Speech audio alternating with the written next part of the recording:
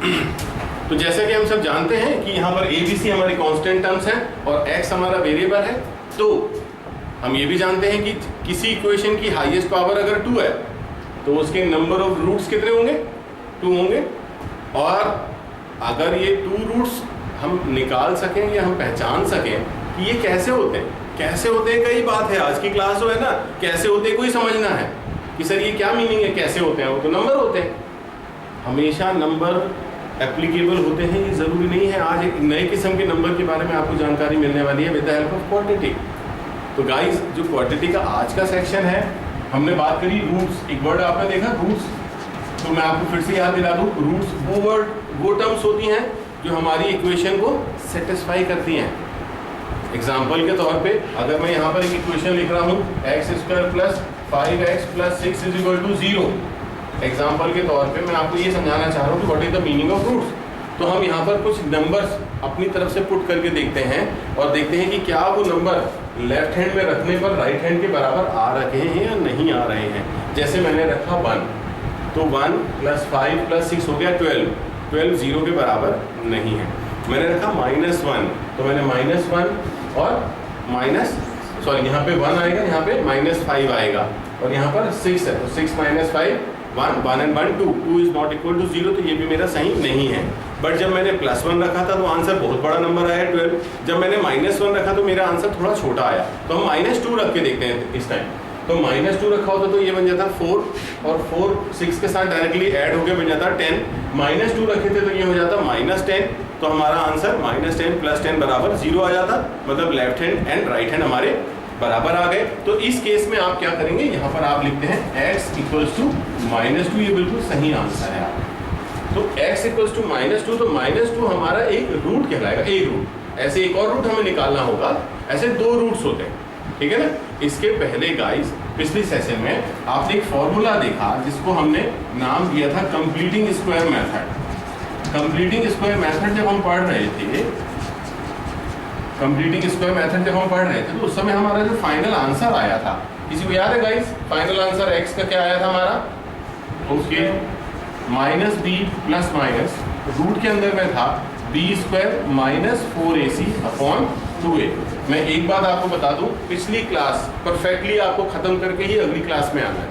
पिछली क्लास को परफेक्टली खत्म करके ही आपको अगली क्लास में आना है, ये ध्यान रखिए। तो हमारे पास एक आंसर आया x = -b ± रूट के अंदर में b² - 4ac/2a। तो हमें इसकी मदद लेनी है आज गाइस। अब ये था इंट्रोडक्शन जो हमने पहले पढ़ चुका था। आज जो हम पढ़ने वाले हैं उस बारे में आपको बता दूं, आज हम पढ़ने वाले हैं नेचर ऑफ रूट्स। तो यहाँ हम किसी के नेचर्स के बारे में बात करने वाले हैं। हमारा टॉपिक है आज का नेचर ऑफ रूट्स। रूट्स मैंने अभी आपको समझाया, रूट्स वो टर्म्स होती हैं जो हमारी इक्वेशन को सेटिस्फाई करते हैं। आई होप ये बात आपकी पूरी तरह समझ में आ गई होगी। Class 9th, class 7th, class 8 आपने ट्रायल एंड एरर एक मेथड पढ़ी हुई होती है जिसमें इक्वेशंस की डिफरेंट वैल्यूज आप पुट करते हैं, x = 0, x = 1। आप ग्राफ बनाने के लिए मेथड यूज करते थे। 9th में आपने ग्राफ बना रखा है, जब आप x की जगह 1 रखते थे, x की जगह 2 रखते थे, तो इस तरह से वो वैल्यू जो उसको सेटिस्फाई करती हैं वो उसका रूट कहलाती हैं। तो रूट वर्ड से आपकी पुरानी जान पहचान है, इसमें कोई सरप्राइज नहीं होना चाहिए आपको। लेकिन यहाँ पर नेचर की मैं बात करूँ तो नेचर वर्ड आप समझते हैं, नेचर हर बंदे का नेचर होता है। जैसे आप बोलते हैं ना कि मेरी फलानी फ्रेंड जो है वो बहुत ही ईगोइस्टिक है, तो ईगो एक नेचर हो जाता है। फिर एक हम बोलते हैं कि हमारे मोहल्ले में एक दादाजी रहते हैं बहुत अड़ियल है, तो अड़ियल एक नेचर हो जाता है। तो फिर मैं अगर आपसे बोलूँ कि साहब ये पत्थर है तो ये हार्ड है, तो हार्डनेस इज इट्स नेचर। तो नेचर इसी तरह से क्या होता है कि जब आप क्वाड्रेटिक इक्वेशन पढ़ेंगे और क्वाड्रेटिक इक्वेशन में आपके नंबरों के डिफरेंट आंसर्स आएंगे, तो क्या उनका भी कोई नेचर हो सकता है? उस नेचर के बारे में आज हम बात करने वाले। 3 केस, मात्र 3 केस के बारे में हमको बात करनी, सिर्फ 3 केस। वो 3 केस अगर आपने ध्यान रख लिए तो समझ लेना कि आज का टॉपिक आपको सीधे IIT लेवल पे लेके जाने वाला है, सीधा IIT लेवल आप जाने वाले। तो यहाँ पर गाइस जो मैंने रिवीजन के लिए आपको लिखा उसमें एक बहुत इंपॉर्टेंट मैंने टर्म लिखी हुई है, वो आप देख सकते हैं, ये वाली। क्या लिखा है? रूट लगा हुआ है यहाँ पर, देखिए रूट, और यहाँ पे क्या लिखा? b² - 4ac।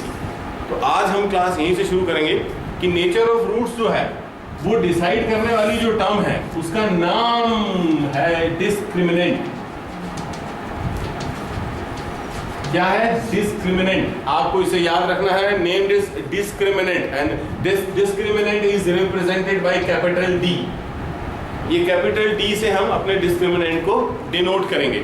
इसकी वैल्यू क्या होती है sir? Is there any formula? या it has a formula and the formula is b² - 4ac। आपकी समझ में आया? ये हमें कहां से मिलने वाला है? b² - 4ac। ये देखिए आपका स्टैंडर्ड फॉर्म आपको अगर याद हो तो यहाँ पर हमने लिख रखा है a, p और c। तो जब कभी भी बात होगी तो हम अपने d की वैल्यू कैसे निकालेंगे? With the help of this formula. d की वैल्यू निकल गई। अब d की वैल्यू क्या आ सकती है बॉस? गैस करते हैं d की वैल्यू क्या आ सकती है, गैस करते हैं। चलिए आप बताइए d की वैल्यू क्या हो सकती है? कोई भी एक नंबर, कोई भी एक नंबर बताइए। 5, वेरी गुड। एक नंबर बताइए। हाँ, एक नंबर आई सर, एक नंबर। आप तो पूरी की पूरी प्रजाति बता दी आपने। -5 आपने बोला, वेरी गुड। एक नंबर बोलिए। 3 एक नंबर, -3 एक नंबर, 60 एक नंबर। Nobody saying 0 यार, आपके पास 0 की बहुत कमी है। आई वॉज एक्सपेक्टिंग, कुछ लोगों ने पॉजिटिव नंबर्स आंसर दिए, कुछ लोगों ने नेगेटिव नंबर्स आंसर दिए। मैं चाह रहा था कि कोई एक बंदा 0 भी बोल दे कि भाई 0 भी तो हो सकता है, क्यों नहीं हो सकता?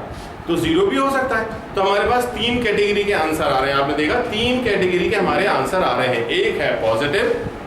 क्या पॉजिटिव नंबर ग्रेटर देन 0 होते हैं? हाँ होते हैं। तो पॉजिटिव नंबर को हम एक कैटेगरी डाल देते हैं, ग्रेटर देन 0। क्या नेगेटिव नंबर की एक कैटेगरी हम बना लें जिनको हम बोल देंगे लेस देन 0? हाँ बिल्कुल। और 0 की तो कोई कैटेगरी होती नहीं, तो हम बोल देते हैं इज इक्वल टू 0। तो मैंने आपसे 3 आंसर्स डिमांड करे, आपने 3 बहुत अच्छे आंसर दिए। पहला आंसर था आपका d ग्रेटर देन 0। d मतलब b² - 4ac को सॉल्व करने के बाद अगर हमारे पास हमारा आंसर पॉजिटिव नंबर आता है तो हम कहेंगे d ग्रेटर देन 0 मतलब पॉजिटिव। तो अगर ग्रेटर देन 0 होता है ना, तो हमें पता चल जाएगा कि इस इक्वेशन के कितने रूट्स होंगे? 2 रूट्स होंगे।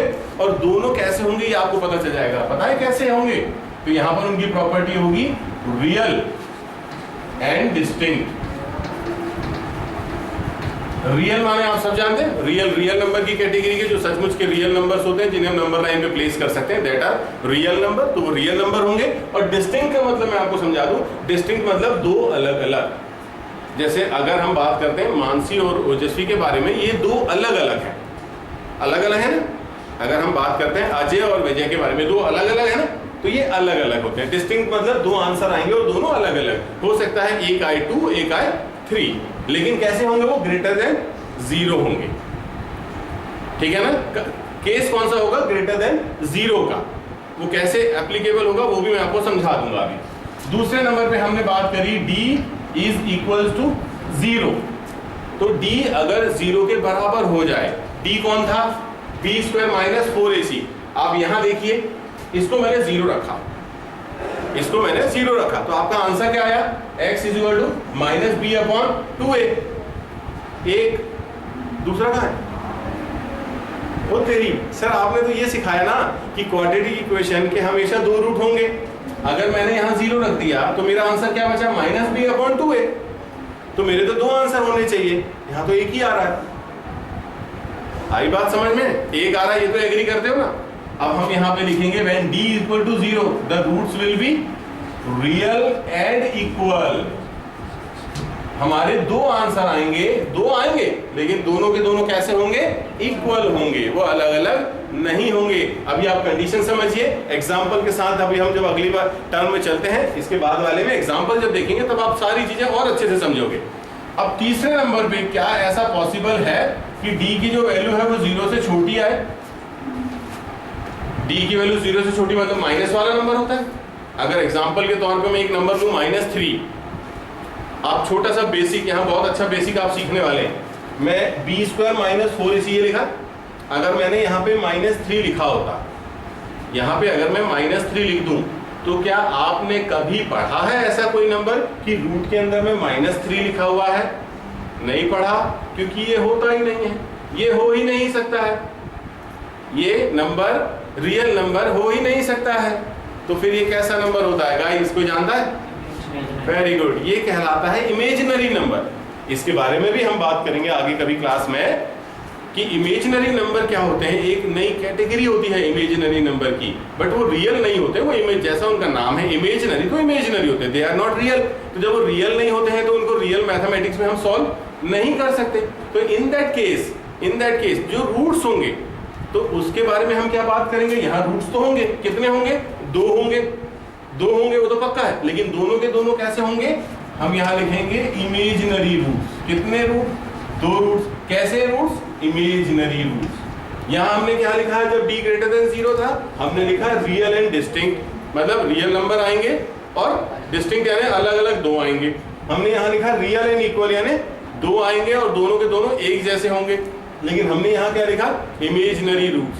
या तो आप इस तरह से लिखें इमेजिनरी रूट्स, या इसी को आप बोल सकते हैं फिर नो रियल रूट्स। अक्सर ऐसा देखा गया है कि बच्चों को इमेजिनरी वर्ड पकड़ में नहीं रहता है, वो ध्यान नहीं रख पाते, तो फिर उनको सिखाया जाता है कि नो रियल रूट्स। पर मैं यकीन करता हूँ गाइस आप सब बेवकूफों की कैटेगरी में नहीं आते, तो आप इमेजिनरी वर्ड को ध्यान रखिएगा, ये आगे आपको बहुत मदद करेगा। फाइन, हम एक काम करते हैं, हम एग्जाम्पल्स को पकड़ते हैं। एग्जाम्पल हमेशा चीजों को बेहतर तरीके से समझाते हैं। एक एग्जाम्पल हमने लिखा x² प्लस 7x प्लस 10, ठीक है। हमने लिखा x² प्लस 7x प्लस 10, ये हमने अपना एक टर्म ले लिया एग्जाम्पल के तौर पे। अब अगर मैं आपसे d निकालने की डिमांड करूंगा तो सबसे पहले आप यहाँ पे क्या करें, फॉर्मूला लिखें d = b² minus 4ac।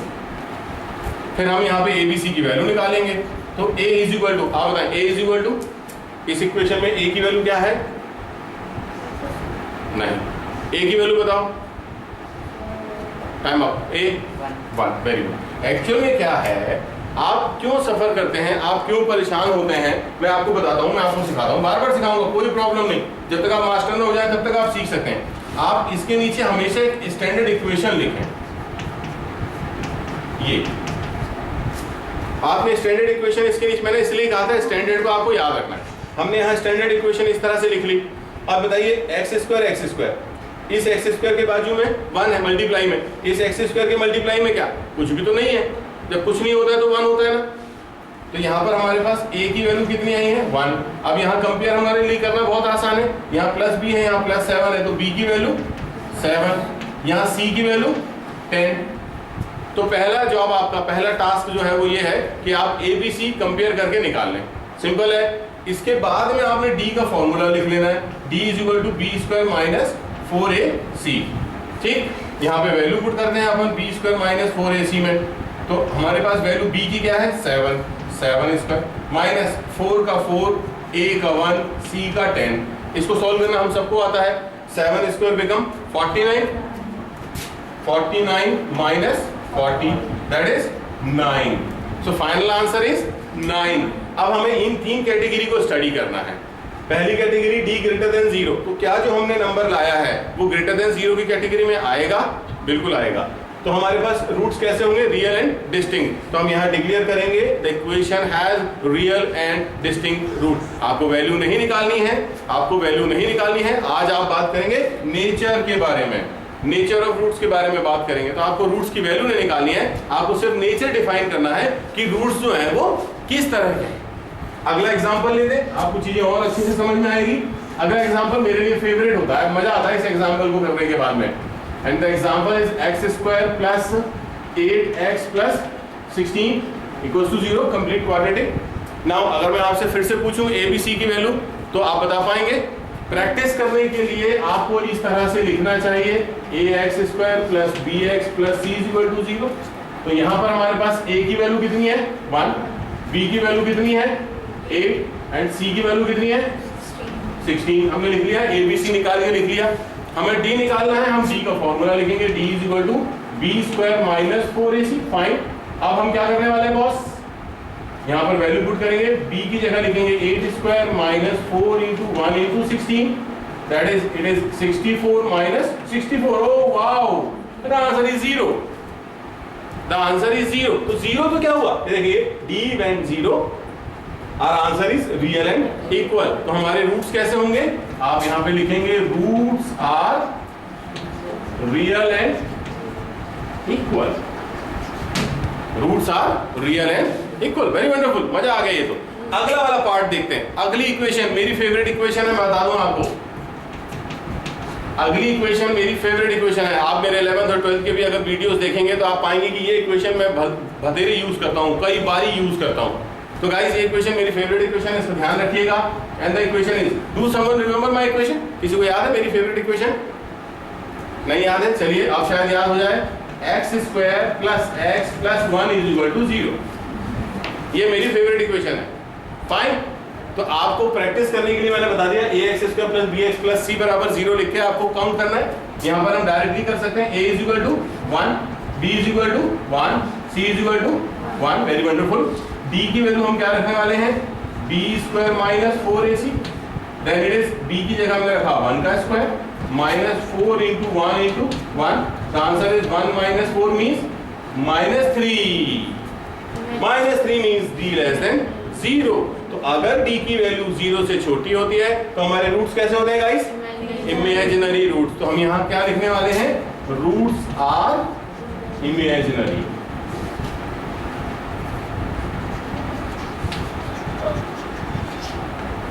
Imaginary roots. तो ये कंडीशन होती है, 3 कंडीशन अलग अलग आज आपने स्टडी करी, कुछ एग्जांपल्स आपने देखे जहां पर हमने देखा कि किस तरह से क्वाड्रेटिक इक्वेशन का जो फॉर्मूला हमने बनाया था x = -b ± रूट के अंदर में b² - 4ac/2a, इसी में कहीं पर एक टर्म छुपी हुई है b² - 4ac, जिसको आज हमने नाम दिया डिस्क्रिमिनेंट, जिसको हमने शॉर्ट में लिखा d, जिसका फॉर्मूला हमने बना लिया b² - 4ac।